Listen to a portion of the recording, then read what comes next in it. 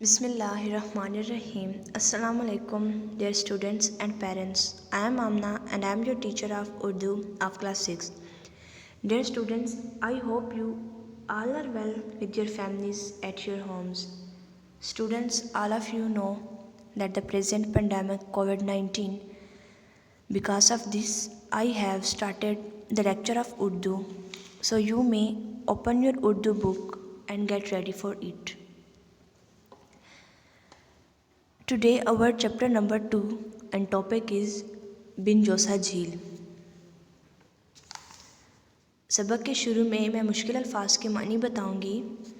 रवां दवां, चलता हुआ, बहता हुआ, फरागत, फुर्सत, मोहलत, फयाजी, सखावत या फिर भलाई, दिल फरेब, दिल को लुभाने वाली, टिकी हुई, ठहरी हुई, शादाम व फरहां, खुशबाश या फिर खुश खुरम, लातदाद, अनगिनत, बेशुमार, महुए हैरत, हैरत में डूबा हुआ, कुदरत कामिला, पूरी पूरी ताकत, शफाफ, साफ या फिर चमकदार, रूह पहली, चांदी जैसा, इश्तियाक, तमन्ना।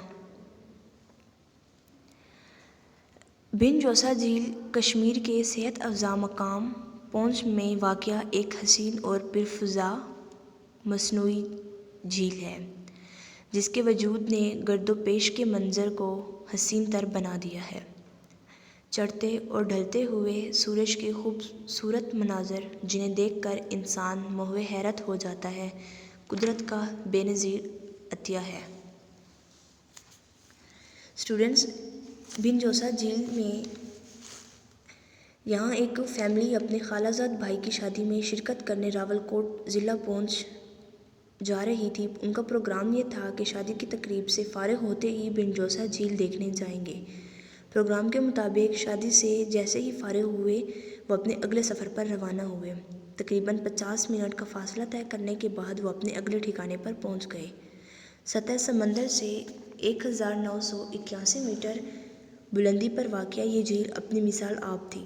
झील के चारों तरफ सरसब्ज़ और घने दरख्तों से ढके बुलंदो बाला पहाड़ और इन पर मजबूती से टिके घर जादुई मंजर पेश कर रहे थे।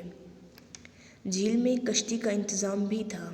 इस खूबसूरत माहौल में घूमते फिरते शाम होने को आई और डूबते हुए सूरज का मंजर इंतहाई दिल फरेब था और अंधेरा भी आहिस्ता आहिस्ता बढ़ने लगा तो वो होटल वापस चले गए।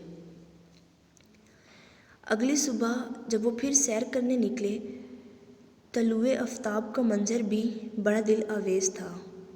ऊपर पहाड़ों पर सूरज की रूह पहली किरणें पूरे इलाके को सुनहरी जाल में कैद कर रही थीं, जबकि वादी का मौसम अभी तक अबर आलूद था।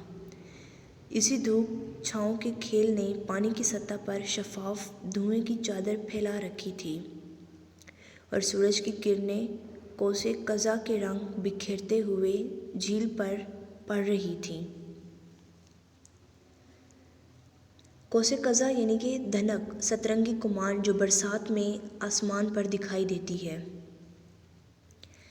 झील के पानी से उठते हुए धुआं का वो ख्वाबनाक मंजर आज भी उनकी यादों का हिस्सा है, जबकि वो इस यहाँ से घूम फिर के वापस अपने घर भी जा चुके थे, लेकिन फिर भी वो इस मंजर को बहुत ज़्यादा याद कर रहे थे क्योंकि उन्हें यहाँ बहुत मज़ा आया था। डियर स्टूडेंट्स, मैं उम्मीद करती हूँ कि आप सबको मेरा ये लेक्चर बहुत अच्छे से समझ आ गया होगा। Subjective and objective notes has been provided, so you should write these notes on Urdu copies. Thanks all of you students. You may keep praying from Allah Subhanahu wa Ta'ala to keep us safe and all the people around the world and present pandemic of COVID-19. Allah Hafiz.